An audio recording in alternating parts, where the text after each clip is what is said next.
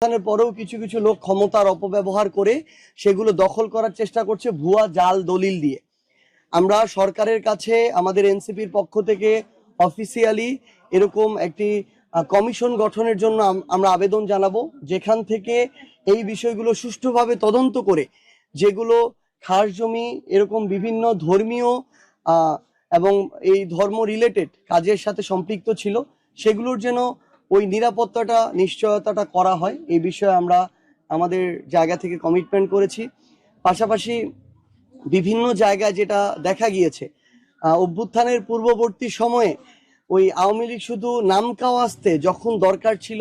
তখন আমাদের সনাতন ধর্মাবলম্বী ভাইদের কাছে এসেছে, কিন্তু আপনারা দেখে থাকবেন যে বাংলাদেশের অনেক বড় বড় মন্দিরে প্রতিমা ভাঙচুরের ঘটনা ঘটেছে, লোক দেখানো একটা কমিটি হয়েছিল, তখন